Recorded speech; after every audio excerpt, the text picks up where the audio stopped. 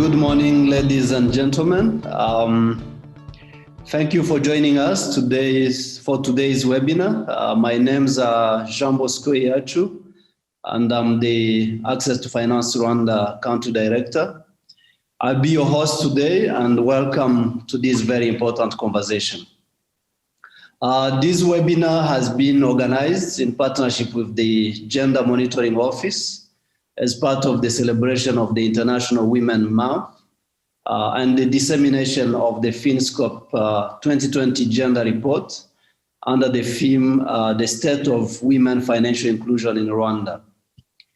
I would like to take this opportunity to express my gratitude to the Gender Monitoring Office for joining us in the organization of this event. The webinar is organized as part of the FR's LEAD series. LEAD stands for Learn, Engage, Act, and Develop. So this is a new platform which will engage participants or really stakeholders within the financial sector and the economy in general to discuss a range of topics pertaining to pressing issues on Rwanda's journey to financial sector development and economic transformation. Before we get started, let me share with you some general housekeeping rules of this webinar to ensure that it goes well. I would invite the participants to put their names and the institutions you are representing in the chat box so that we know who is on board. To avoid background noise and echo during the meeting, we suggest that you stay muted when you are not speaking.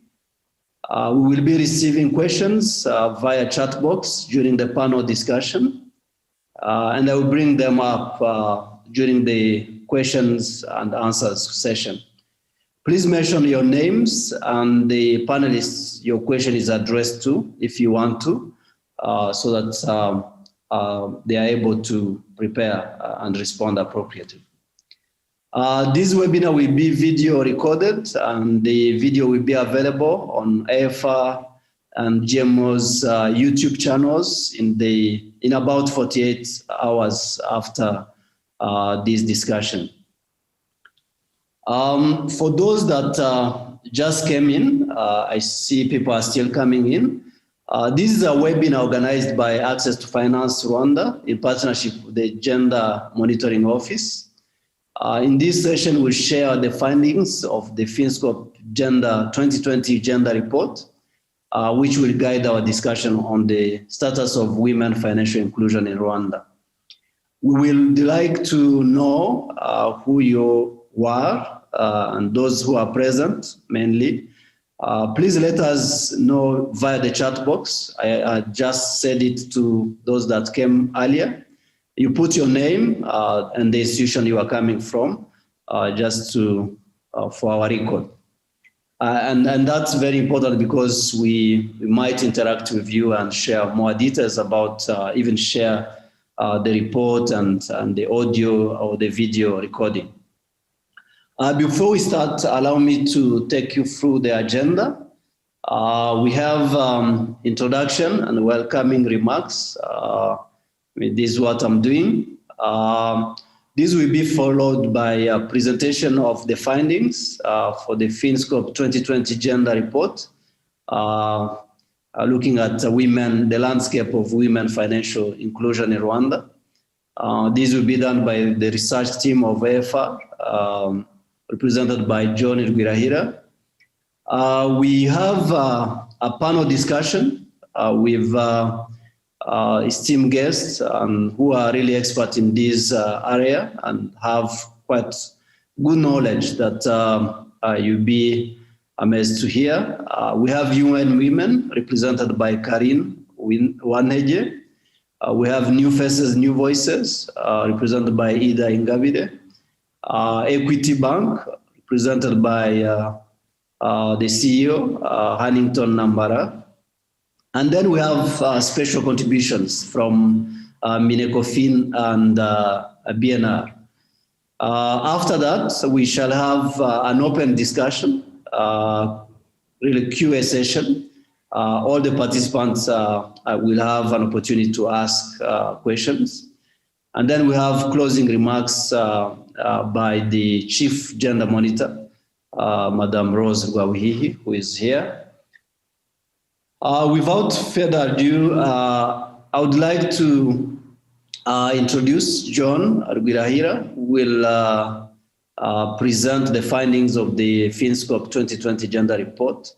And I invite him to observe the 15 minutes that are allocated so that we make sure that we have enough time for the remaining agenda items. Thank you and welcome, John. Thank you very much, Yatru. It's such a great pleasure to be here and presenting the findings from the Finscope Gender Thematic Report.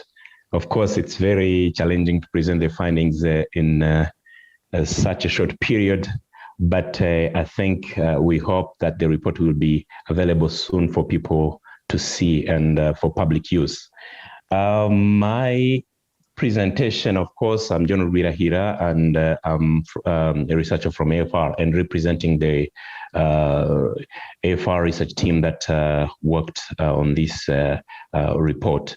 So the presentation will be structured around 4 points, including the background, the objectives, the financial behavior, and selected financial inclusion indicators, and we'll conclude by conclusions and few recommendations. Excuse me, John, would you make it full screen? Yes, great. As we are aware, gender is one of the key aspects in the national development context, and we have our constitution that guarantees even 30% for women in all decision-making positions, and we're seeing that happening mostly in the public sector, including we all know the number of women in the parliament, but also in the cabinet, and there is a really good support in terms of institutional framework supporting gender equality, including the establishment of gender machinery that we know. But also the country is aware of the importance of access to finance in promoting entrepreneurship and business development. And of course, according to the different research and experience of people interacting with both men and women in business, especially in the private sector. So financial access to finance remains an impediment to those to them playing a key role in the national development. And cognizant of that, the government of Rwanda introduced the financial inclusion as one of the key priorities in delivering the NST1. It's the fifth priority under NST1. Briefly, the objective of the Finscope 2020 was to describe the level of financial inclusions. And by financial inclusion, we mean level of access to financial products and services, both formal and informal. But also the report explored the landscape and of access, including the type of products and services that include financially included people access to. But also it highlights the drivers and barriers of financial access to finance. And of course, it provides evidence for policy dialogue and in terms of generating intervention that aimed to deepening financial inclusions in Rwanda. The methodology, I won't dwell on that. It was a nationally representative sample, and the survey covered around 12,500, as you can see in the numbers. It was quite a representative sample nationally. So the objective of this gender thematic report is mainly to identify and address the gaps gender financial inclusion gaps or inequalities that are still persistent. And of course, we captured, of course, also some changes that were noticed between 2 points, mainly the 2016 Finscope that was also conducted by AFR and the current 2020 survey. So the report accounts for any change, positive or negative, that are also accounted for. And we see this as a tool for mainstreaming the public, mainstreaming gender in the public policy, planning, policy action, and of course, a tool and information for informing the design of gender responsive and effective interventions. So let's highlight a bit of some behavior that are observed. So we all know that awareness very key. Awareness of on the existing financial products and services is very key. And when that question was asked to women, both men and women, you would see that, of course, 67% of women have some level of awareness of, they believe they have some level of awareness about the financial products and services. And of course, they are still lagging behind their male counterparts that are currently estimated at 73%. So you would see that about 30% of the women still have very low awareness of the financial products and services that are available. Other behavior that we explored were to see whether women and men have that culture of planning or budgeting for their money, whether they track what how they spend their money, and the findings are quite surprising. Of course, female are still lag behind when compared to male, and women are less likely to have detailed financial plans for their money, and if they have them, they are really less likely to track them compared to men. You would see in the statistics on all the key questions that we asked, female are still below or still lagging behind in terms of planning, effective planning, and tracking the use of their money. So let's go about the determinants. So this survey concerned mainly people of 16 years and above. And these could be categorized in two categories. There are those that are financially included.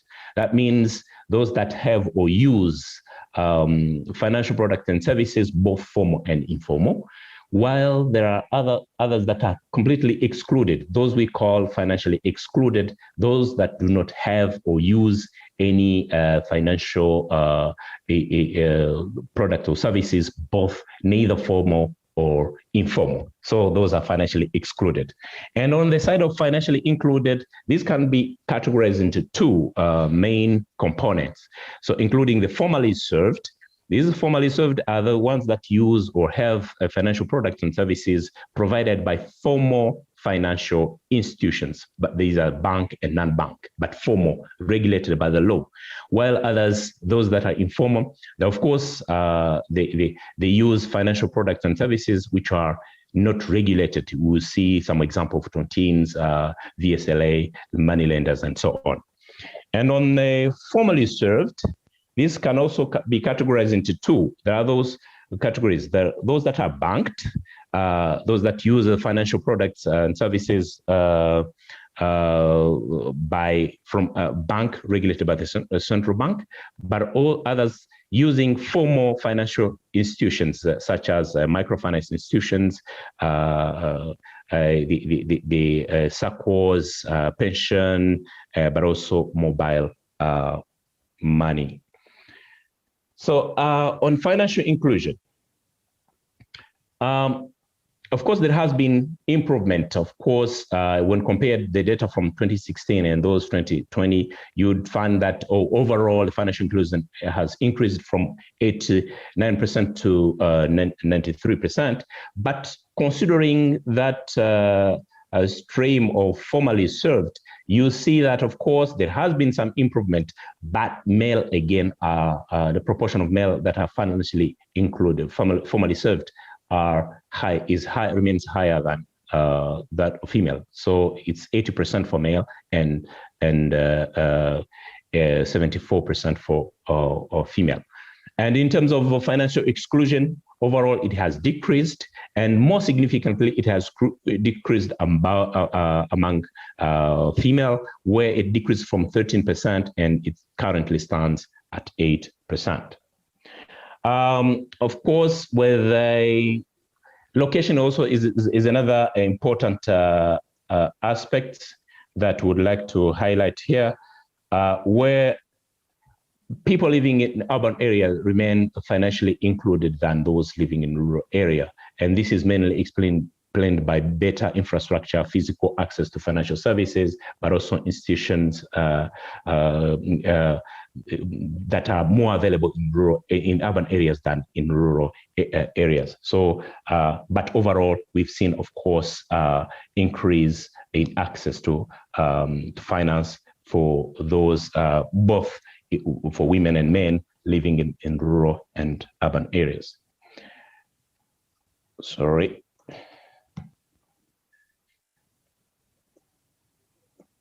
I don't know. Okay. So in terms of age, of course, age is also another good determinant of financial inclusion, with a higher level of financial inclusion being among those with middle age. Of course, you would compare if we take the category of people between 31 years and 60 years, you see that big concentration of people who are really financially included. While going beyond 60 years or below 30 years, there are, I think, relatively low levels of financial inclusion. On the education, overall, there has been significant increase for people with no formal education, where it increased between 80% and 87%, but more generally, you would realize that it's really dependent on the level of education. As we move from our primary education to tertiary education, you'd see increase also in trend of financial inclusion. So education is a big determinant of financial inclusion. The livelihood is also another big determinant of financial inclusion, and by livelihood we mean people involved in income-generating activities, and those informal income-generating activities are more likely to be financially included than those involved in informal income-generating activities due to the regularity and income. Of course, these are more vulnerable than those that informal income-generating activities. On key indicators, we wanted to know how people are banked or non-banked. And considering that indicator on use of bank services, there has been, of course, great improvement. So, but as you would see, those banked female and male, the proportion of female that are currently banked has moved from 24% to 34%. But of course, there is still imbalances in terms of if compared to the male counterparts. So the gender disparities also remains, and this implying that this is mainly explained by the irregularity of some of the income generating activities in which women are more involved in. So there has been improvement, of course, but again, the gender disparities and gender gap remains. For use of mobile money, we have 55% of women and 62% using that. From, of course, for women from 32% in 2016. But again, the use is still very low. You would see that most of the women, female and male, use that at a frequency of maybe once every month.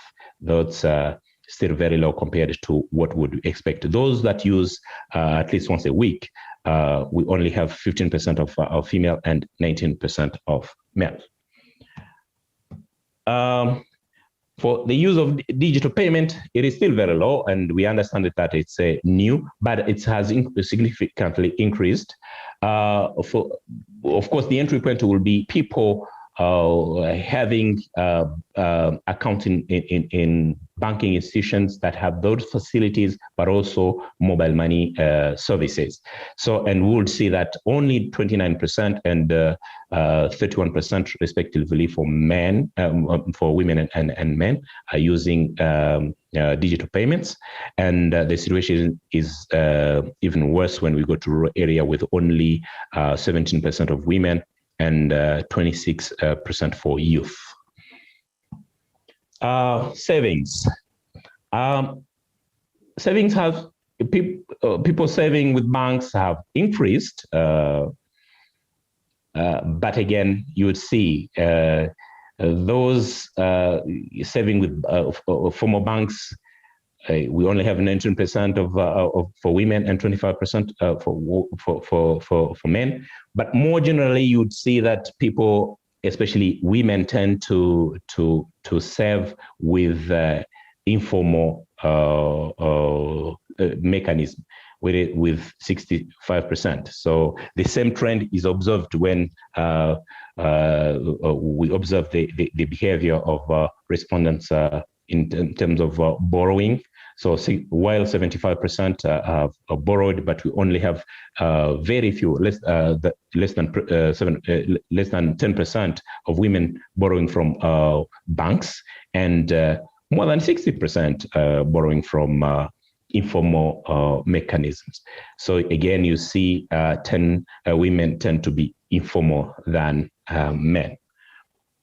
On insurance, it is still very low, but again, it more than, I think it almost doubled compared to the situation in 2016, where where female is now 15% compared to 8% in 2016, and of course there is a gap of 4% in when we compare men and female.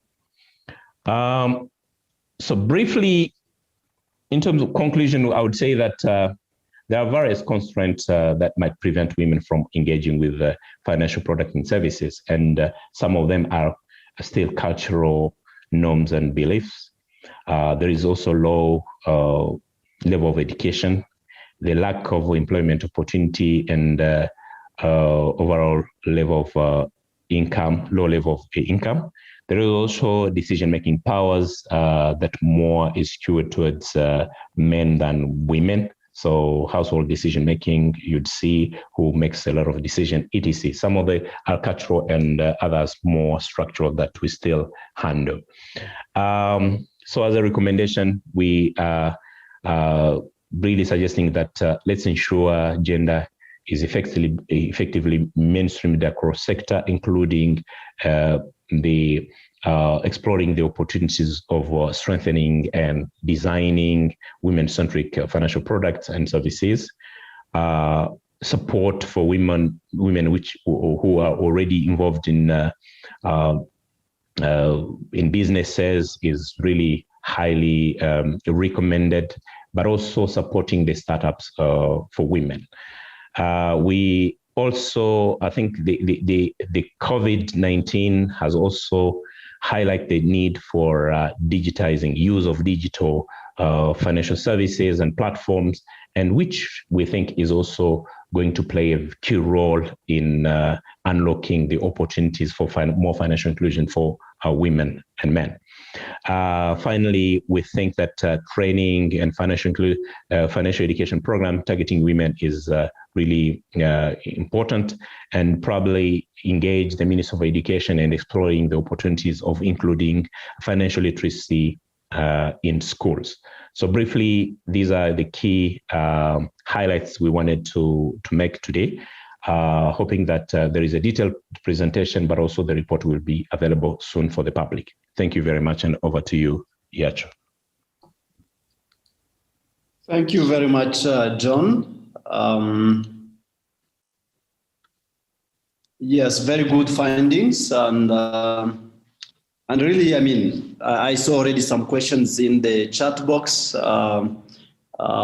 Clearly, social norms, social and cultural norms are still hindering women participation in the economy, but also, most importantly, in the financial sector, which is a problem. I see clearly that women with some level of education have better access as compared to women without that, and which is very important. On the last point that John had just mentioned, embedding financial education within the education system, AFR supported in collaboration with Minecofin to develop the current curriculum for the primary and secondary schools, and the new curriculum that was launched back a few years back had a component of financial education. So we are quite sure that the current generation is better placed to understand financial planning, financial budgeting, and understanding how to use money as a whole, and that's very critical. So I think there are so many programs that are trying to support different causes to address these systemic challenges, and that's what we shall hear from the panelists and the participants who are here. So thank you very much, John. I will move straight to the panel discussion so that we save some time and get an opportunity to get questions and answers from the audience and the panelists. As I said, we have different panelists, and I'll be introducing them quickly. So we have UN Women, represented by Karine Wanege. She's the program manager for UN Women Rwanda, and she can say hello to the audience. Hello, everybody. Welcome, Karine. Good morning. For honoring our invitation. We have New Faces, New Voices, represented by Ida Ingabire. She's the project coordinator at New Faces, New Voices. Good morning, everyone. Good morning, Ida. Welcome. We have the CEO of Equity Bank Rwanda, Hannington Namara. He has a vast experience in the banking, but also in the private sector, and he's bringing and development. He has a lot of insights that we'll be sharing with us today. So, Hannington, you may say hello to the participants. Good morning, everybody. Thanks for hosting us. Thank you. Thank you and welcome, Hannington. We also have the honor and pleasure to be joined by special contributors from Minecofin and BNR. Ladies first, we are still in the month of ladies, so I'll start with Peace Masozera-Uwase, who is the Executive Director of Financial Stability at the National Bank of Rwanda. Welcome, Peace. You may say hello too. Hello, thank you for inviting me. I'm glad to be part of this discussion. You are most welcome. Thank you. And we have Herbert Asimwe, who is the Director of Banking and Non-Banking Sector at Minecofin. Thank you, Herbert, for joining us. You may also say hello. Good morning, everyone. Thank you, Yacho, for the kind introductions. I'm happy to be here as well. Thank you. Thank you. Most welcome. Last but not least, we are joined by Madam Rose Rwabuhihi, the Chief Gender Monitor at Gender Monitoring Office. She is the webinar co-organizer and she will be sharing closing remarks at the end of this session. Madam Rose, would you say hello to the audience?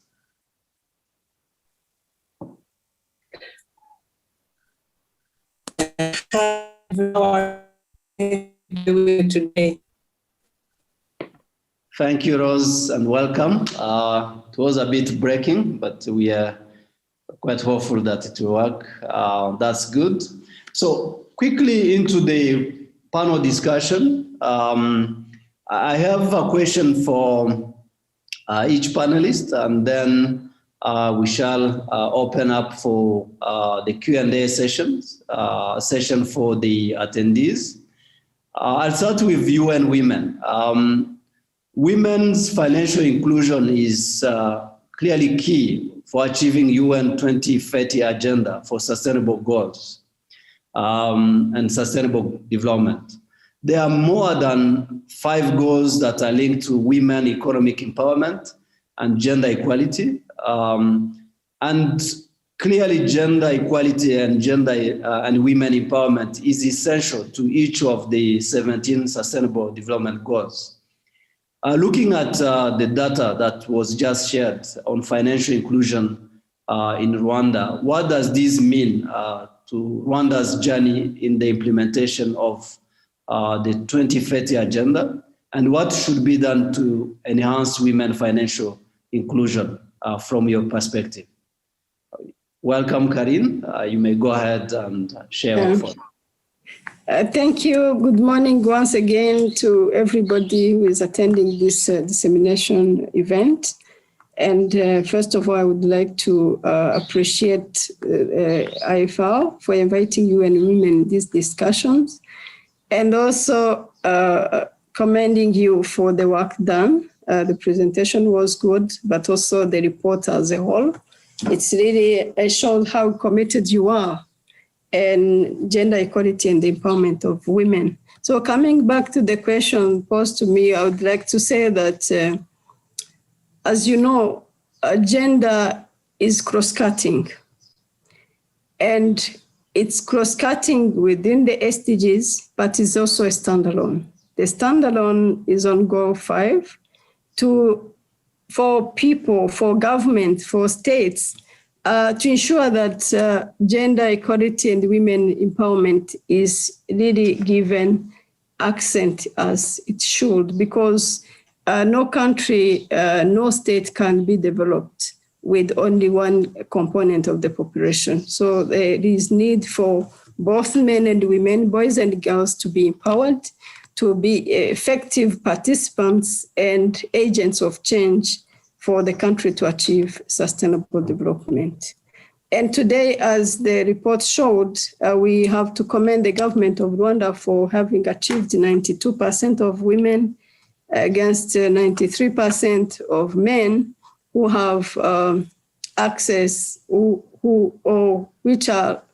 are financially included. This is really something that we appreciate, and we know that effort has been done, and we are very optimistic that in a few years to come, we'll even bridge the 1% gender gap. However, as the report showed, there are still some challenges that need to be taken into consideration for evidence-based planning, but also decision-making, but also advocacy. As we are here as a group of 72 now, we have to make an influence so that those changes can be made. Starting with the limited women access to formal financial services. You have seen from the report that women who access commercial financial services are still at 34%.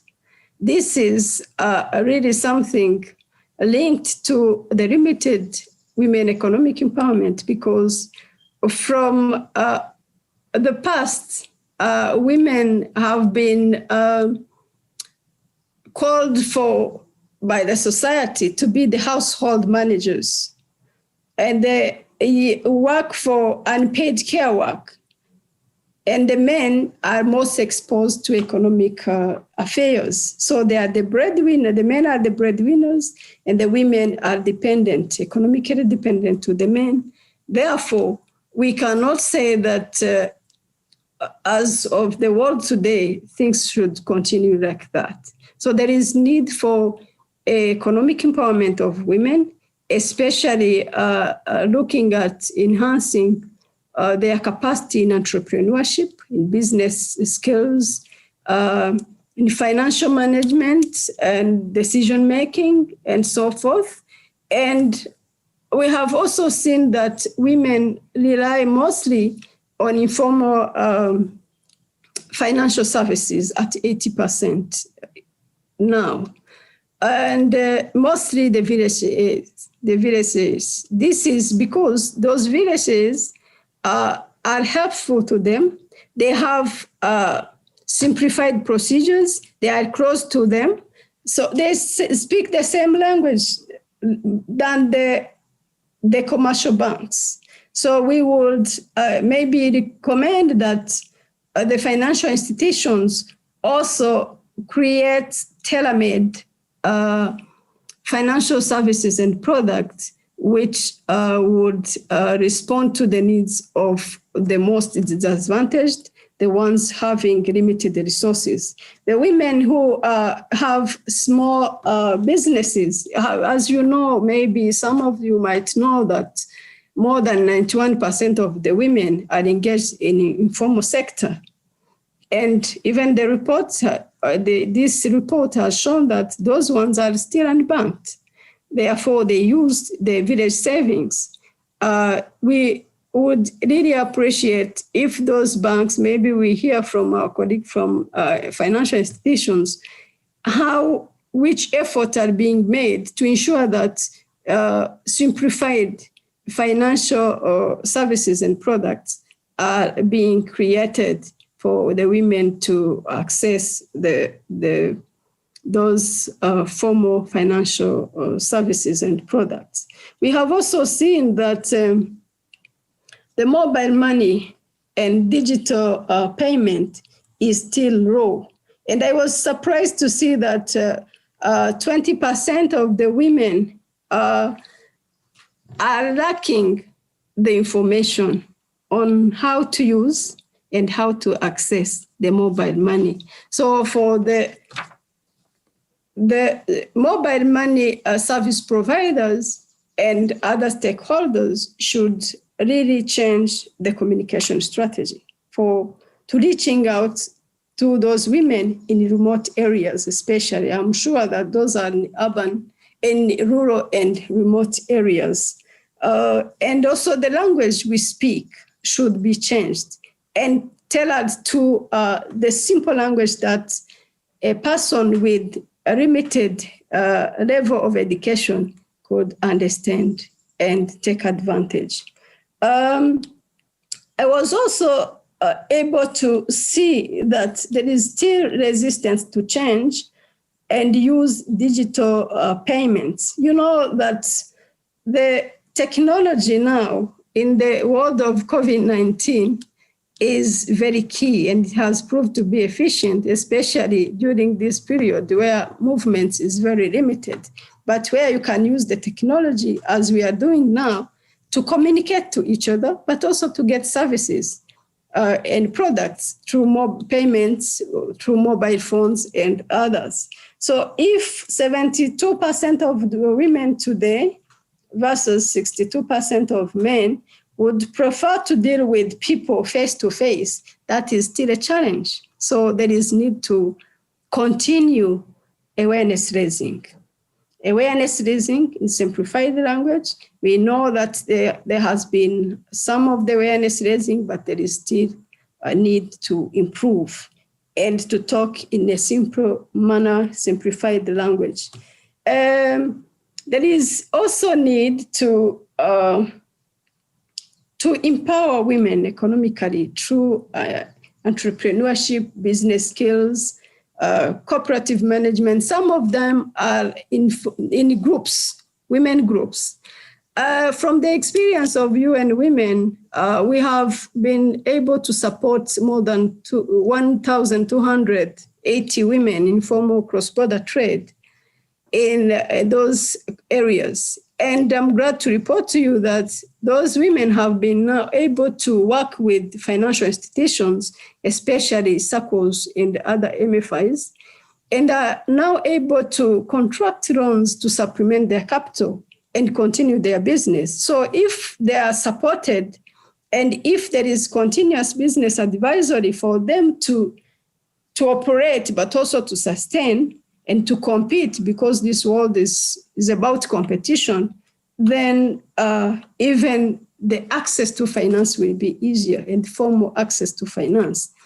As you are also aware, is that the National Strategy for Transformation aims to create 214,000 of decent and productive jobs per year, annually.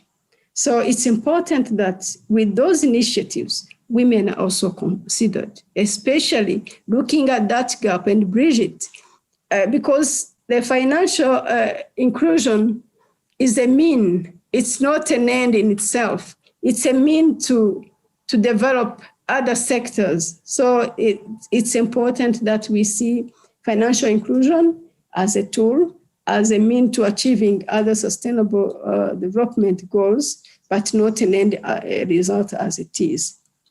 I would like to conclude with the two areas that I noticed, especially the financial planning and track records for women, but also financial management decisions at household level, where women who participate to decision making are still at 66% compared to 71%.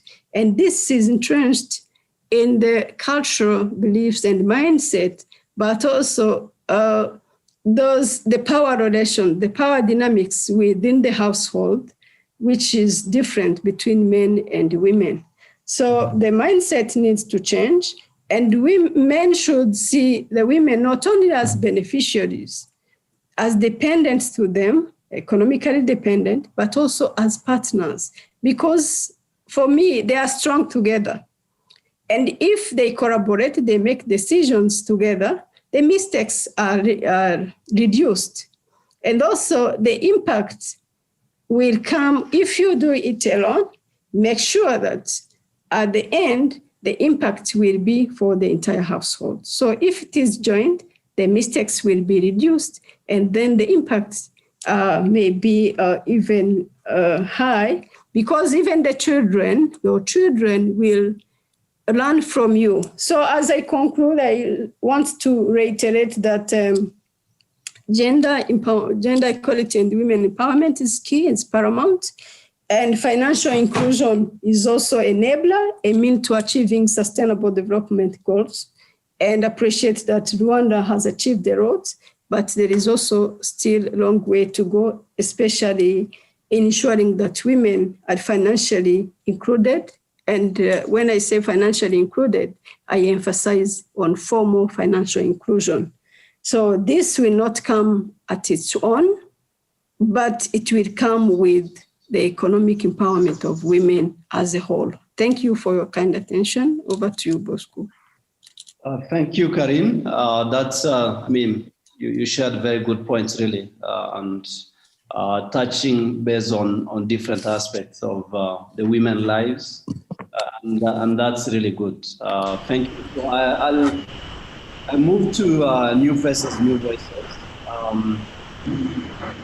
For those who do not know new faces, new voices, it's a chapter. We have Rwanda chapter, which is actively engaged in the financial sector with the aim of increasing women access and usage of financial services. Now, after hearing from the presenter, Karine, I know that, clearly the gender gap is there, and though it's decreasing, what do you feel, or what has been the contribution of new faces, new voices in promoting women access to financial services? Now, what are your future plans to ensure that that gap narrows? Please see how to use like 4 minutes so that we have time for other plans. Thank you very much, Yachu. Good morning again, everyone. So this is a very powerful tool, the Gender Report, and we are very glad that Rwanda is reaching nearly gender parity in financial inclusion. But as the reports show, the work is still need to be done in terms of formal financial inclusion. So coming back to my question, our contribution, New Faces, New Voices, has been in, I would say, 4 main components to support women financial inclusion. The first one is enhancing women's businesses capacities, and the second one is financial literacy, access to market, and as well we engage different stakeholders in the financial sector. The first one, the enhancing women businesses is very needed in order to allow them access formal financial inclusion. So we support different category of women. I would like to talk about where the majority are. So we know that the majority of women operate in the informal micro business sector. So we support them to formalize their income generating activity and form cooperative. So we do that by providing them with a training on how to start or improve your business. So by that training, they start to view their income generating activity as a real business. So it helps them understand that even a phone call to your supplier or seeking information is a cost to your business. So those kind of trainings help them to even start pricing better their goods and services, and eventually grow their cooperative. And we have had women who are now accessing formal financial services who have gone through those capacity building. So the second one is financial literacy. This is the core, is a critical part of the work we do. Women, financial literacy is needed not only to empower, to improve how women manages their personal and household finances, but it helps them, it empowers them to make better choices of the financial product and services that they need. So we do that by providing one, personal finance management, and that one is needed to all category of women. Personal finance management needed for them to better manage. The report says that how women don't track well their expenses. So this kind of capacity building in terms of personal finance management, they learn how to manage well their income, budget, track their expenses, and save more. And studies show that women tend to get involved more into investment at their age of 45. So the gender report by GMO stated that in 2017. So now we realize that we need to go at a younger age. So for that, we have created a comic education book called Zuba that we use to go in different schools and share that book and have sessions with children to start learn financial concept. And we truly believe that if financial literacy is instilled in schools, it's going to improve our culture of saving. So the third component is about accessing market. The study showed that one of the key components for formal financial inclusion is access to the market. So we do help women in accessing market we do that by doing reports. For example, in partnership with UN Women, we've done a report to assess how women are accessing public tenders. So government is the largest consumer in the market, and we found out that their access to that market is very low. It's currently at 13%, and when it comes to value, it's 5%. So we did in a sample of 332 tenders that have been awarded in the year 2016, 2017, and 2018, 2019. And out of the 34 billion value, women only got 5%. So their participation in that market is low, and this leads to them not even accessing formal financial inclusion in the commercial banks.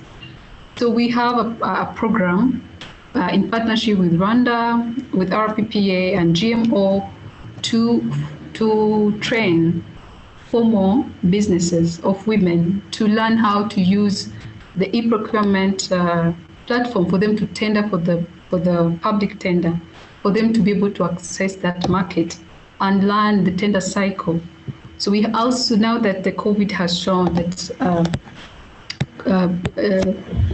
that businesses are moving online and realize that women are left behind, and then we are in the pipeline a project still in partnership with UN Women to support women who are now selling offline to come online and get visibility, and this will allow them to access local and international market, and this will eventually increase their income and increase their formal financial inclusion. So the fourth component is that we engage different stakeholders in the financial sector to increase women financial inclusion. We do that by encouraging more women in leadership positions. They need to be at the table when decisions are made to increase more women. And we also do that by connecting the women who have gone through our capacity building program to now that they are investment ready, they know how to cost their goods and they keep their books. So they are now ready and they can be able to access finance. So in briefly, that's our contribution, and it has helped more than 1,500 women, and we are still, that is it. And this tool will go into the report, the shared funding. The report is going to help us even improve and prioritize where we need to do more. So thank you. Over to you, Yachu. Yes, thank you very much, Ida. Very interesting work you are doing, really analyzing different sectors and how women are participating. Clearly, there is a gap in terms of women participation in different sectors, and that's a call to all of us that are supporting this cause, and it's well noted. I moved to the banker in the house here. I know, a lot has been discussed about, yes, overall, as John presented, the gender gap is decreasing from 4% to 1% 2016 to 2020. And that's really 1% that we have now. One would look at it and feel like everything is rosy, but when you look at formal financial inclusion, clearly women are lagging behind, with a 7% gender gap. Now, we know that Equity has been investing really in understanding this market segment and developing tailored products and services to ensure that women access and use products and services. Would you please share with us your achievements so far in this domain? And what are the key challenges that are hindering women to adopt formal banking? Over to you, Anita. First of all, thank you so much, Bosco, for inviting Equity Bank to be part of this. And good morning, everybody on the call. Glad to be here. Allow me to first say that I think we need a concerted effort by all the participants to address the gender gap when it comes to financial inclusion. Banks certainly will do, and I know for sure we are the elephant in the room when it comes to financial inclusion. The expectation is squarely on banks, but they too are limited because the challenges that face anybody in that space would equally face the banks. But allow me to say that we've made progress. We've made progress in the sense that the country, first of all, has the right policies in place to promote, to support, and to intentionally understand the challenges that women face. And by that, they've also designed policies that address some of the gaps, or most of the gaps. And I know that there are some policy actions that are taken by different government entities, non-governmental entities, and different organizations within Rwanda or globally to address some of the issues that impede women from being formally financially included. I think the biggest challenge that I see before I get to what we do as Equity, the biggest challenge that I see is to equip women, and we can start from early in school days, or even later on in life when they own businesses or own or do certain things that are commercially viable. To equip them with knowledge of understanding the processes of value creation, of wealth creation, so that the same way the men have and have dominated in that space, they also understand that. Because without the knowledge, it becomes difficult to build anything around financial inclusion. The reason I say knowledge that is key, and I know this is also linked to the literacy levels of the population, is that we see a direct correlation where there is ample knowledge, enough that in depth and scope, we see women then taking on commercial ventures or wealth creation paths that are good, and they do well and compete with the men. But where we see little or lack of that knowledge, and I think it's the UN Women representative that said this, we see difficulty in dealing with issues of financial inclusion, let alone poverty, because those are related in nature.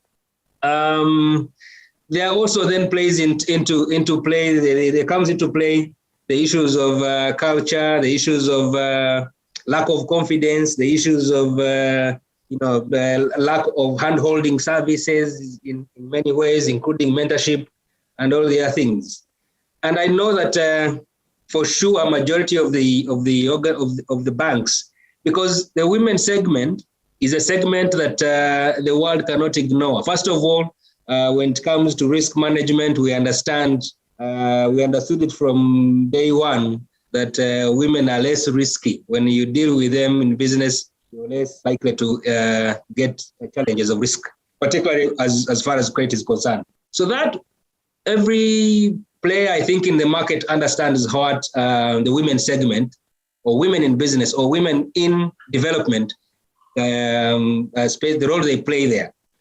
And that in mind, I know that most of the organizations have tried to build from their own understanding what is good for the women in different categories. And because the issues are different from in different sectors, even geographically, the issues that women in Kigali would face, for instance, would not be the same issues women in Gikongoro would face. And because of the nature of business that banks are involved in, I speak this in confidence because I know we have peace on the call. The level of regulation, it becomes very difficult for the banks to actually fill that gap that is social in nature, particularly because the banks are also business units and required to maintain a level of sanity and engage in business or products and services that make commercial value for the shareholders as well.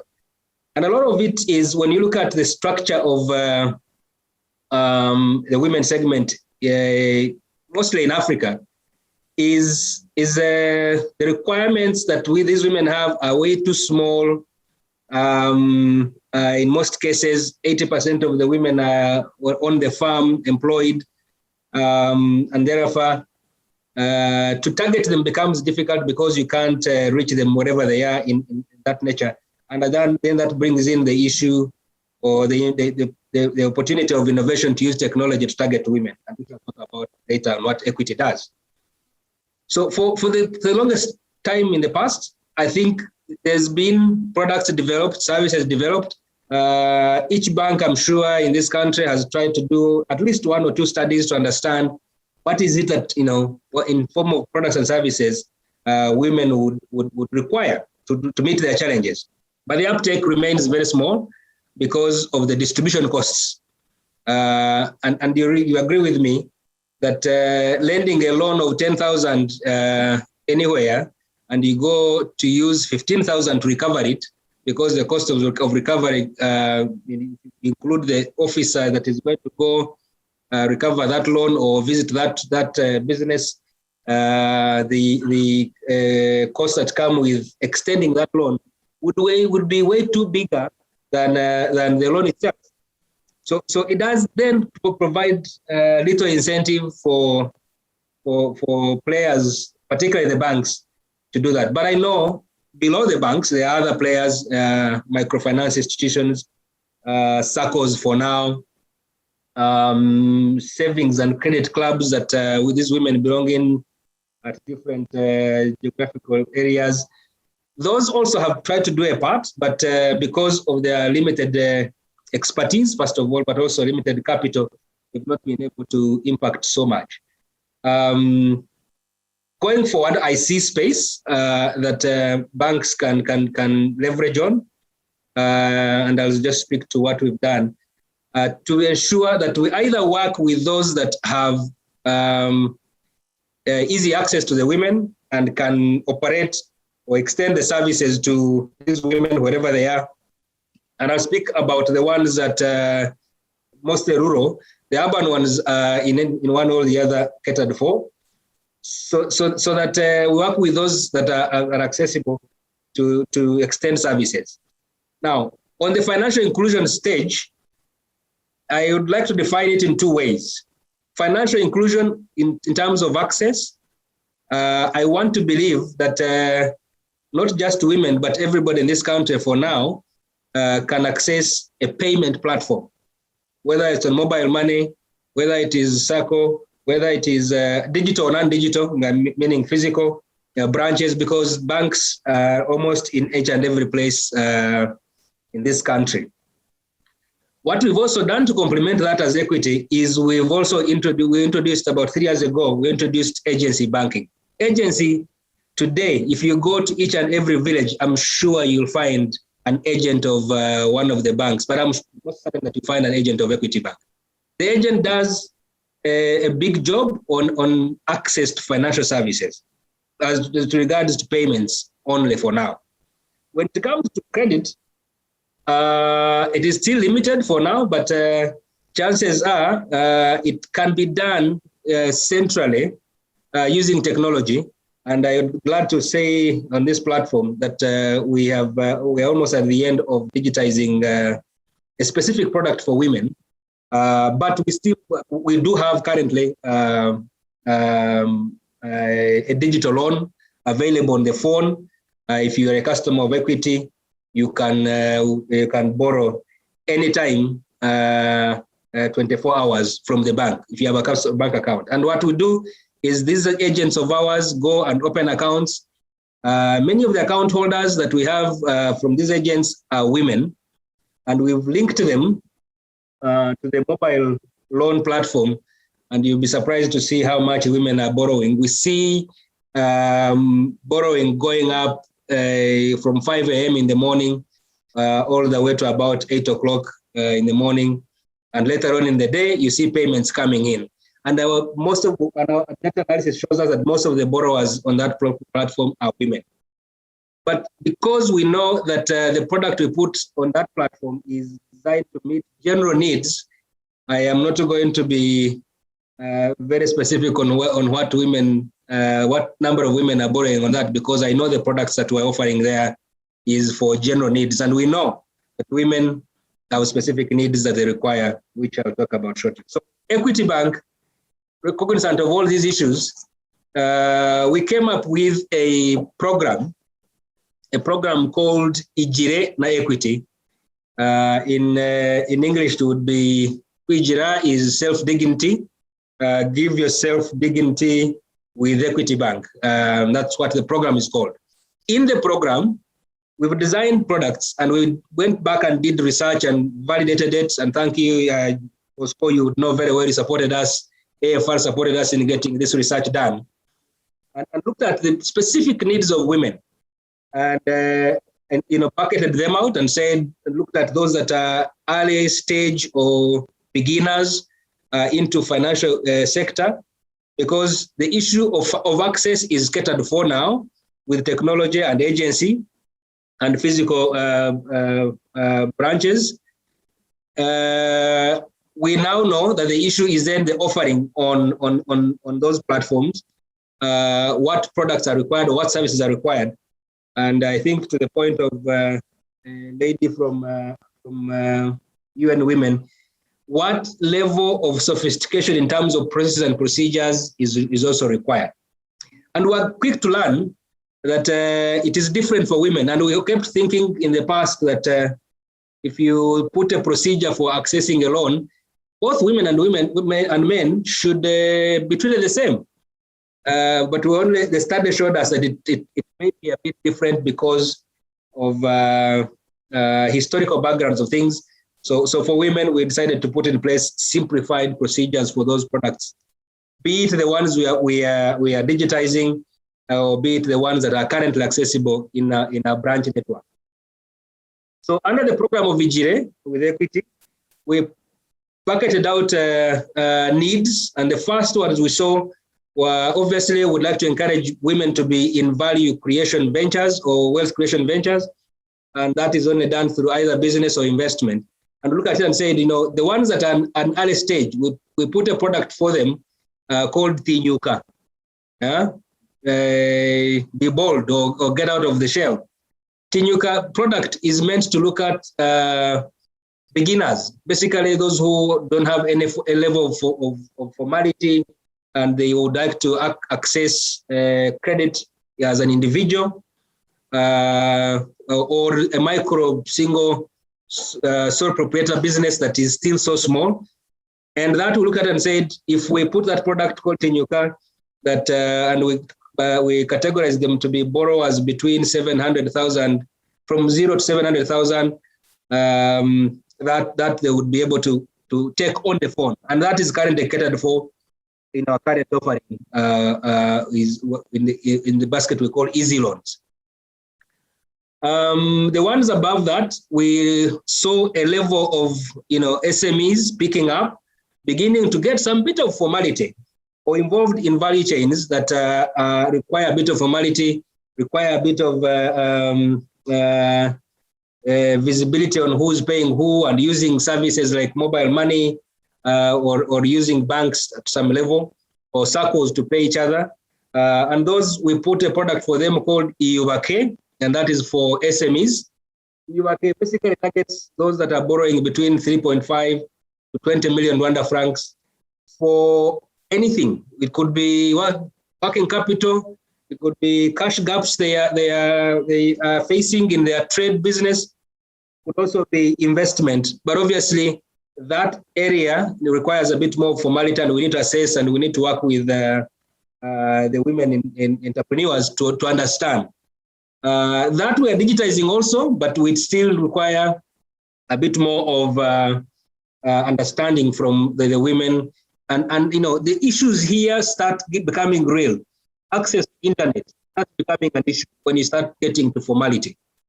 Access to the financial services, do you have a cash flow statement? Do you have, can you get one? Do you have, and speaks to what my colleague from New Faces University said, of getting, equipping these women with capacity, first of all, to understand this, but also access to those services, business development services, because at that level, we require a bit of formality. And the higher we go, we start seeing, in terms of borrowing amounts of products, we start seeing a bit of a challenge for women to level up. And that's where a bit of work needs to be done to ensure that the women have that level of formality and sophistication to explain what they have in mind as their business idea. Up the ladder, we also saw another level of SMEs that now are beginning to become more formal, have an EPM, or if they don't have in their business plan, they have to do that. They can be able to write a business plan. And we innovated and put for them a product.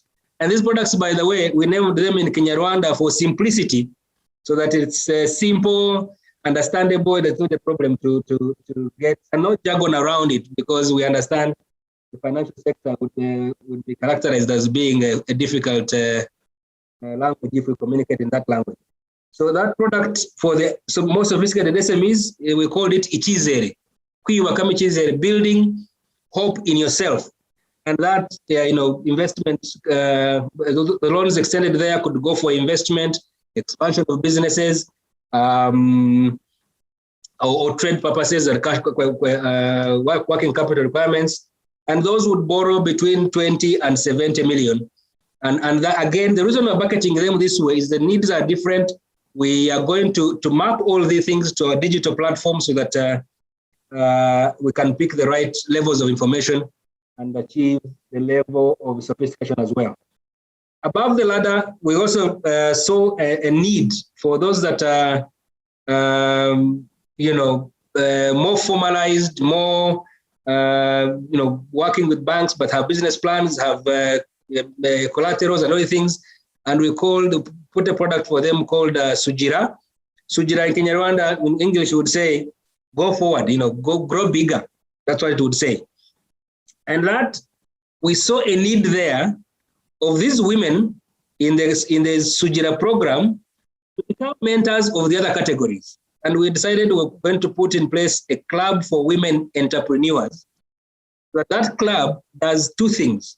We have champions in that club who have done certain things and have a story to tell. Have a story to tell because they probably had begun in the first category and we were growing up in the ladders, or they began at this level because they had access to capital, or they were privileged and had businesses start at a size that is big enough, and that club will then act as a group that is used for mentorship, inspiration to the other groups, so that we have a formal way of dealing with the issues we're talking about of culture, lack of knowledge, lack of confidence, so that we start building confidence in the women in the categories I've talked about going forward. But understanding that this is going not to be an easy one, because the more you start talking about big amounts going up above 70 million and more, because we need to assess credit risk, we need to look at in the event that this loan goes bad, what do we do? Where do we get this money back? Because as I said, banks use depositors' money, and we cannot afford to lose money in that behavior. So we've gone forward and partnered up with BDF, for instance. BDF has a guarantee fund for women specific, and the women who are looking for these loans and require guarantees, we do understand that they should understand that BDF will cover them 75% of the exposure. We've gone forward and gotten a women guarantee fund from Africa Guarantee Fund, As a matter of fact, it was signed up yesterday, $10 million worth, to support women that are in those categories that have no collaterals, but also to protect the bank from default risks that would crystallize. Because we understand, even though they are women in business, they are also faced with the same risks that men face in the sectors that they also belong in, although we know that they're more disciplined in terms of managing risk. We've also gone forward and said, what do we do? Because we understand that these women will not be sophisticated from day one, other than training them and equipping them with the knowledge that is required and working with the partners that are in the same space. How easy can we make it from a processes perspective and documentation requirements, so that we simplify access to credit? Because that's what is the problem. I think they should not access to other forms of financial services. The issue mainly is access to credit, and that's the one we are concerned with. And we've simplified it. We've simplified processes for accessing loans, whether for short term, whether you're a farmer, whether you're in whichever sector you're in, and you'd like to borrow. And that we've simplified the processes. And by the way, I'd like to say here that all these processes have also been mapped and they're being digitized. In a few days to come, we should be accessible. They should be accessible, and women that are in different businesses can access credit. And I know the issue that the other issue that women are concerned about is interest rates, being the cost of financing. The cost of financing being what it is, we've gone forward and looked at all the possible places we can get cheap money and be able to extend it at affordable rates. So the products I've mentioned there all bear different rates, but very affordable. And I would not go into the details of how much it is, because for every product, there are different risks, and those have been built in the pricing mechanism. But I would say that they are highly affordable. I think what Equity has done in the recent past is that Yachu, and we'll continue to work with partners. Very soon you'll see us in the market bringing out these products in full detail. We would like to work with the players in the market, particularly circles or the savings clubs that are available in different places. We are also trying to see whether we can use our agents to be distributors of these products and services, but also use them for follow-ups and be able to work with the borrowers to ensure that their business stay afloat and be able to continue to service their loan facilities as required. So I'll probably leave it there for now, but emphasize that what is called formal financial inclusion is not just to work with banks, but it is also to access credit. Because formal financial inclusion currently, all banks can open accounts. Accounts for Equity Bank are opened at agents. You can open your account and it becomes live and you start transacting. It is access to credit that I think is the biggest challenge that we need to work together and resolve the binding constraints. And I would like to say that no one has all the solutions, but working together in partnership is probably the best way forward. Thank you, Yachu. I'll leave it for now here and I'll take questions, if any, later. Yes, thank you very much, Annington. Indeed, a very good sharing on and the good strategy around segmentation of women, but also the centricity in terms of designing products that are suitable to different segments, as you highlighted. So that's a very good thing, and thank you for leading that way. I will just move to the policy domain with Herbert, and I wanted to understand from you, Herbert, given all these findings that you've seen in the report, which areas do you think need more focus or improvement to address issues highlighted? And probably you take it from a policy perspective, and then just so that we are brief. We only have 7 minutes, and we need to see how to close soon. Thank you. Thank you very much, Yachu, for leading us in this webinar. I'm also going to thank the previous speakers for the brilliant submissions. On the policy side, I should say first and foremost that indeed fostering financial inclusion for women, no doubt is going to promote an inclusive growth of our economy. We're also going to see more income inequality reducing, but also helping us to achieve the Sustainable Development Goal targets as we close the gender gap. Now, on the issues raised, we have come a long way, I should say. I sit at the center of the policy and the strategy office, and I must say we've come a long way from the first financial sector development program to the second one, to the new financial inclusion strategy, looking also at the women and youth financial inclusion strategy. We've seen brilliant things being achieved.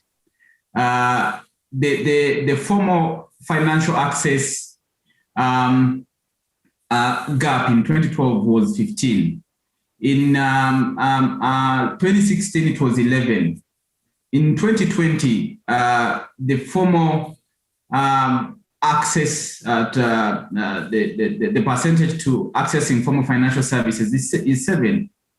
We are seeing the overall financial inclusion gap reducing tremendously, and seeing women at 92 and men at 93. I believe it's because of the brilliant previous strategies and policies that we've implemented. Now, as we move forward, I strongly believe that we need policies that are based on evidence. Evidence, I mean, women data desegregated very well for decision makers to be able to develop those policies that are based on numbers that everyone can touch and see. So policies going forward based on evidence is very important and key. Now, I also talk about the service and product side. I think it's important to mandate the development of gender desegregated data systems and metrics in place. And I think this the central bank is doing a wonderful job. They've revised their templates that they send to financial service providers for data. But I think these can be better. They can always be reviewed so that we're able to get information from the financial service providers that are going to help us address challenges related to not only access, uptake, but most important, usage that is still low. We've seen people accessing and uptaking products that usage becomes very limited. Another area, if you allow, JB, is on the digital services and usage. We still see women not using these products. Then that means there's a question to that. Either there's a problem of digital literacy, or there's a problem of financial literacy itself. So going forward, we really want to see that the fintechs that are working on these digital products, the banks, are working on products that women understand, that are women or gender sensitive, but also run campaigns to help everyone, not only women, understand these products. So this is very important. Now, the environment is improving, the regulations are good, the laws are good, but we believe if we go ahead and do more consumer protection and sensitizing people on their rights, allowing them know their rights, this is going to help people that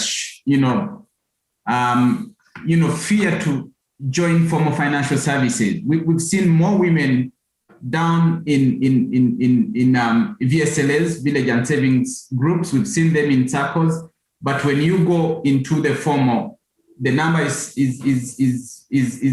still lagging behind the men. So we want to see more education, taking away that fear from them and tell them it's fine. This is what it is. So if we continue to see this consumer protection law and guidelines out there and making sense for the people, well understood by the people, this is going to help. Now, at the industry level, as I said, again, I'll emphasize that tailoring products is going to, if we really want to see the gender financial inclusion gap improved, we really need to put in a lot of energy in not just the formal traditional financial products, but also the digital products that are coming up. Again, I'll emphasize and say that these products that are coming up, the fintech products, need to be very much gender sensitive. Lastly, if we could also put in place a gender-sensitive grievance resolution or redress mechanism in our country to reduce the risk and vulnerability of women, I think that is going to help a big deal. Thank you, JB. I submit. Thank you very much, Herbert. Quite elaborate policy framework for women inclusion, and I mean that's well noted. I think someone wrote in the comments that there's a requirement for closer collaboration and really creating synergies between different programs and ensuring coordination is done very well so that we achieve all these plans and goals that we have.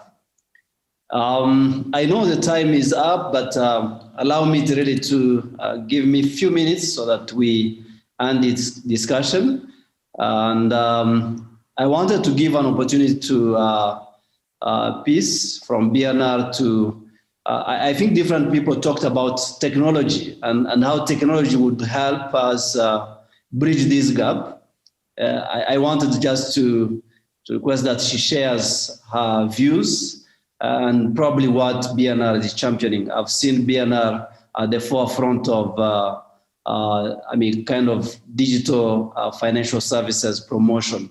So Peace, over to you. Just a few minutes as we wind up. Thank you. Thank you, Iyachu. I think it's pretty difficult speaking after the presenters that have gone before me. I think they've laid out very elaborate things that they're doing. And so maybe just to wind it down in terms of what we're doing at the central bank. One is maybe I'll backtrack a little bit and just even without the cashless initiatives that we've been undertaking and all these digital initiatives. In terms of gender and financial inclusion, our starting place really was, as policymakers, we do recognize the role that we can play and how we can be game changers in this whole issue of women financial inclusion. So we took the issue of self-education very seriously. So we are training our people in terms of how to come up with policy initiatives that actually driving gender financial inclusion for women. To date, we have 2 cohorts of our people that have been participating in Women's World Banking course on leadership and diversity in collaboration with Oxford Said Business School. And the purpose of this is to just help our people come up with projects that they can commit to aimed at driving financial inclusion for women. And right now, under that project, we have, or rather under that training program, we have 2 projects that are undergoing. One is related to the supporting the digitization of village saving groups, like the presentation showed us. Women heavily rely on informal means. And so the realization that there is power in these groups and extending their capacity, their ability and interlinkages with the formal financial system will open up more financial products for them. So related to the role of digital, we've taken up very seriously the support for digitization of these village savings groups, mapping them, and we have a map of these savings groups on our website, so that players in this space are actually aware of who is where, doing what, and we were talking about how we can leverage our capacities and our experiences to avoid duplication and repetition and things like that. So that's one particular area. The second area is around education, and my colleagues have spoken about it, financial literacy, but also digital education. And here maybe my call in terms of recommendations that we can take from this is, unless I missed it, but how about maybe it's something worth considering, a review of our financial education policy. If I'm not mistaken, the one that we have in place expired some time back, and how we can update that and make sure that I think the concern I got hearing, for example, our colleague from New Faces speaking, and what we ourselves are doing in the industry, is that there's a likelihood that there could be overlaps or duplications in what we're doing for, let's say, financial education or digital education.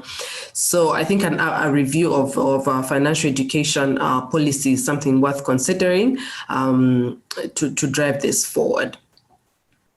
The other thing is that we are also exploring big data analytics. We have a lot of information that we are collecting through our electronic data warehouse project. And we strongly believe that the availability of sex disaggregated data is critical for informed decision making and policy orientation. So we're investing a lot in first of all, collecting that data and then analyzing it to see what information it's giving us. For example, I was very curious in the presentation that we were seeing here to see the linkages in terms of uptake of, I think it was insurance products, how more women were inclined to or had taken up life insurance products. And I think there was something about hospital, I can't remember what it was called, but I noted something about hospitals. So it would be, I'm curious for us to be able to dig into information that we have around products and their usage and what we can learn from that to design policy going forward. The other thing is, as we become more digital, Herbert touched on this, the issue of financial consumer protection becomes very, very critical. So our products and associated prices transparently disclosed to customers? Do they know what they're signing up for? Are prices fair? Are financial services being delivered in a responsible way, non-predatory lending and things like that? So the issue of financial consumer protection is becoming very, very critical for us. And then lastly is the issue of affordability. As you saw during the first lockdown towards the end of March, you will remember that a lot of the financial digital mobile financial services was 0 rated at the time. And we saw a lot of uptake of digital payments. And when the prices were reinstated, we had a little bit of a shock in terms of uptake of those payments, indicating that our market is very price sensitive. So we are actively engaging with mobile financial service providers on a pricing framework that is affordable. And maybe this is cross-cutting for both women and men, but we do know and acknowledge that affordability of mobile financial services will be critical. Maybe on a more global basis, I think it's something that we're partnering with the Ministry of ICT. We saw that availability of digital devices for women, especially in rural areas, will be critical for uptake of mobile financial services. So that's another area that we are partnering with the Ministry of ICT to see how more devices can be made available to women, especially in rural areas. So maybe I'll pause it for here. I know we're doing badly for time, and happy to hear any other comments. Thank you. Many thanks, Peace. Those are very good remarks, and the planned kind of plans that you have at BNR and what you've been doing. It's not just plans, but really we've been seeing your interventions in different spaces and discussing and looking at data analytics. I think that's a very important aspect for policy making, but also designing strategies and products for women. I saw 2 questions. The rest are probably comments, and I think most of them have been covered. A question from Jean-Claude Amani and another from Kayumba. Jean-Claude was talking about digital payments, still low. What measures? I think Herbert and Peace have covered that, even Huntington. Financial literacy from Kayumba, I think that also in a way has been covered. I would probably encourage the attendees to send, just to look at the chat. There's an email, communications@afr.rw.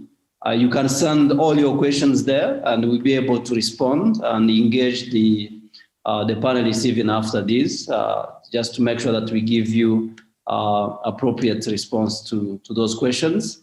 The report has been shared on the chat box. There's a link that can send you to the detailed report. We shall also share the video recording and the PowerPoint presentation on your emails. I think because you registered, we have all those records. So that's very critical. I think that's what I could see. Yes, Emil has reshared the email address where you can send all the questions and we shall answer. Allow me to summarize before we give the floor to the Chief Gender Monitor. I think what I've captured really from this conversation is mainly around the social and cultural norms that are there, and or beliefs that need to be addressed going forward to ensure that men will participate in this journey of empowering women. And I want just to let you know that we have a partnership with CIGAP. We are going to carry out very soon a diagnosis study on social and cultural norms that are hindering financial inclusion for women. I saw Antonique here and from CIGAP, and we are collaborating on that. So this one will also be shared just to understand what are those social and cultural norms. Some of the times when they are not framed, then you can't address them because you don't know exactly what is driving what. Education level, I think government has done a lot in terms of ensuring girls' education is promoted. And that's clearly showing that whenever you are empowered, you are educated, even up to to a certain level, you are better empowered to access financial services, but also participate in the economy. The use of technology was emphasized, and that's very key. Government is doing a lot, private sector is doing a lot, as Huntington mentioned, and that's very key. We need to raise awareness. I think Karin talked about that really in our simple language. That's very key, so that ladies that haven't reached a certain level of education can understand what we are offering and what we want them to take as decision or change of behavior. We need to empower women and support their businesses, very key, with affordable products and services from the financial sector. Financial inclusion is not a mean to itself, so it's very important that we focus on financial health. I mean, access to financial services or usage of financial services, can it help you to improve your income, to enhance your livelihood, to get a better job? That's what we are looking at, and that's really the focus for our next strategy for 5 years starting in April, and we'll be engaging with you on that to ensure that we create meaningful livelihood for women and girls. So economic participation, I think, is key for financial inclusion. So if women are not participating in the economy and in income generating activities, then they might not be able to be equipped and participate in the financial sector. So we need also to build their financial capabilities and ensure that they understand what is on offer and they are able to make the right decisions. Collaboration, coordination, creating synergies, very key. I see different stakeholders here, and I invite you to really, let's talk. Let's open our lines and talk and see how we can collaborate to bridge this gap. Women-centric financial products was mentioned, and that makes a difference. We shouldn't just assume that products that are on offer are better suited to both men and women. Women have their special needs that needs to be looked at and ensure that we support them. We need to segment them. All women are not same. There are those in rural versus in town, others educated, non-educated, farming, others in business. How do we segment and understand the needs of each segment? Very key. Gender disaggregated data. The central bank is leading on that, but also at every financial service provider, I speak, it's very critical that we look at disaggregating the data and knowing the segment that we want to serve here. Affordability was mentioned by Peace. I think that can be driven by technology, and a lot is happening in this space. So that's what I picked as key takeaways, and we shall share more going forward. At this juncture, allow me to invite the Chief Gender Monitor, Madam Rose, to share her closing remarks. And once again, I want to thank the GMO for co-organizing this very important session. Welcome, Rose.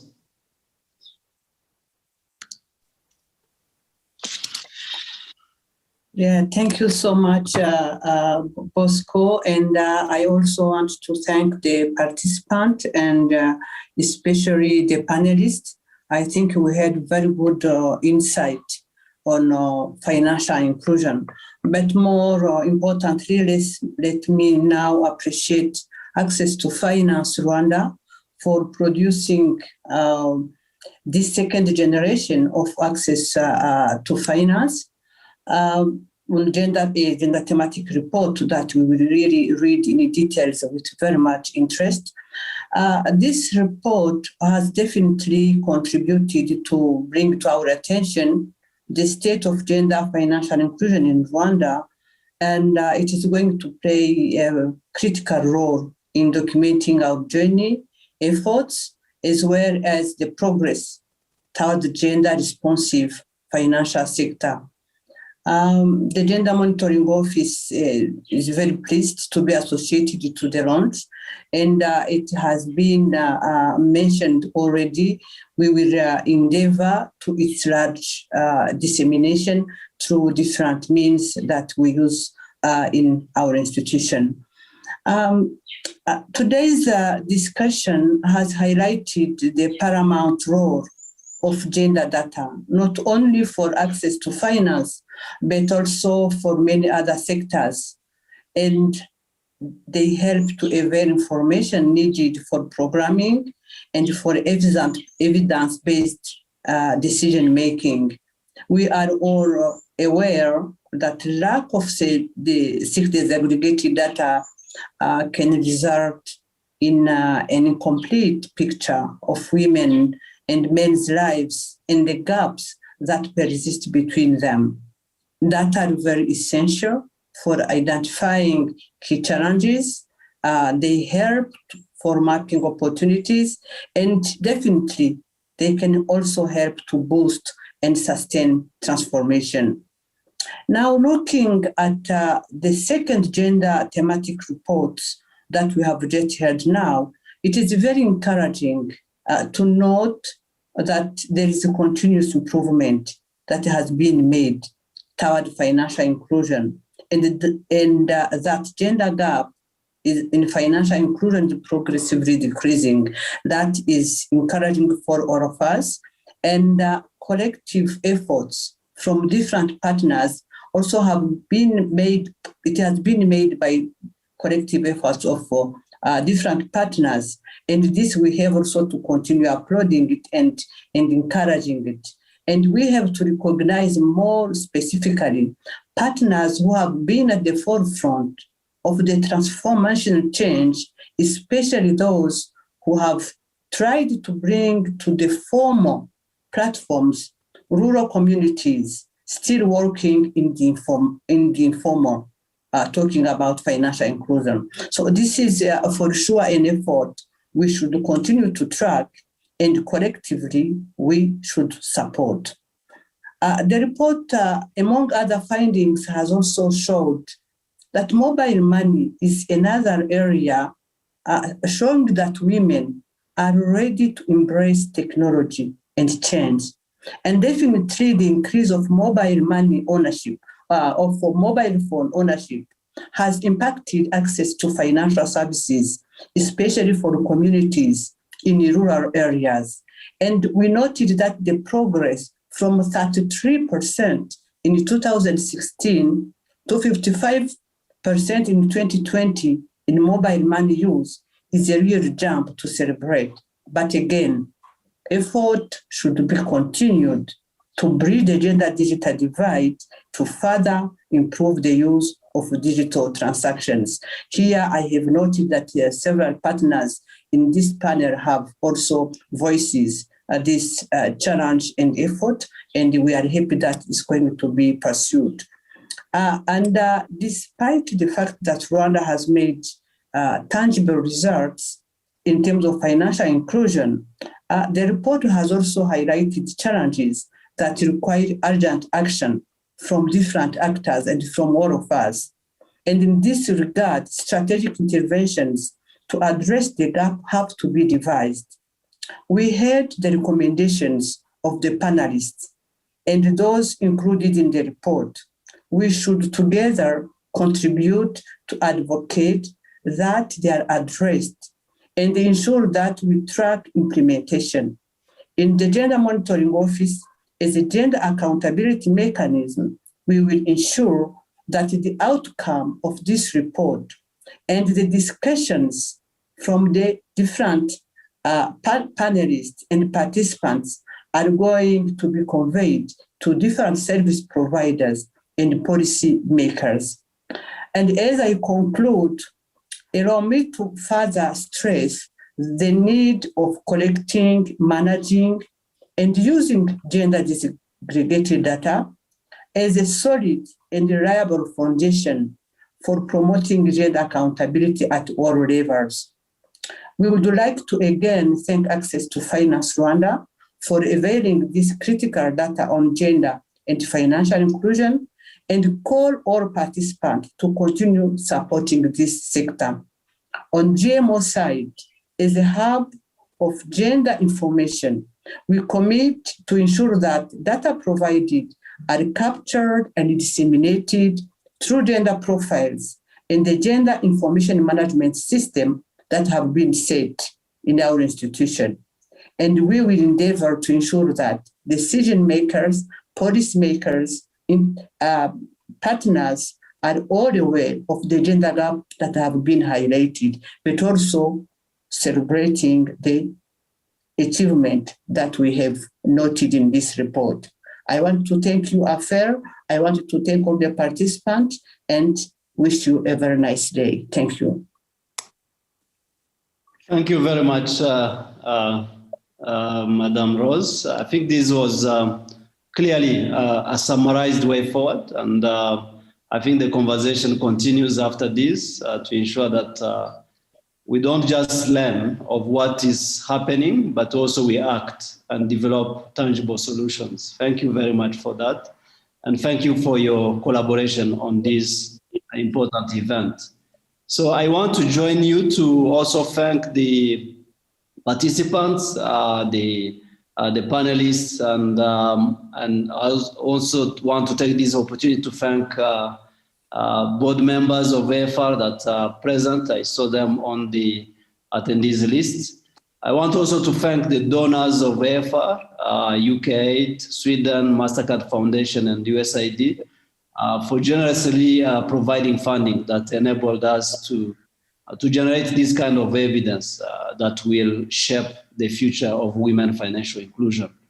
So thank you very much. I want also to thank the AFR team behind and GMO team behind this organization.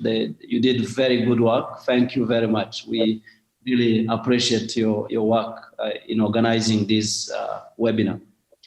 As I mentioned at the beginning, this webinar was organized as part of the AFR Lead Series, which will be organized on a monthly basis with the aim of engaging participants in stimulating discussions on a range of topics pertaining to pressing issues in Rwanda's journey to financial sector development and economic transformation. So today, discussion was organized in that framework, but also, and most importantly, as part of the celebration of the International Women's Day. Now we are calling it Women's Month, because that was 8th of March. We are continuing this conversation to empower women. And our audience today, thank you for making recommendations and reflect on different interventions and policies that are in place that will affect uptake of financial services by women. I will share a copy of key learnings from this discussion, as well as the gender report that was already shared on the chat box. And the webinar participants will get responses to all their questions if just sent to communications@afr.rw. And we look forward to seeing you in our next monthly lead series webinar. And at this point, I want to wish you a very good day, and thank you very much for your active engagement in this discussion. Many thanks. Thank you. Thank you. Thank you. Thank you. Thank you, Bosco. Bye. Thank you very much, Yachu. Thank you.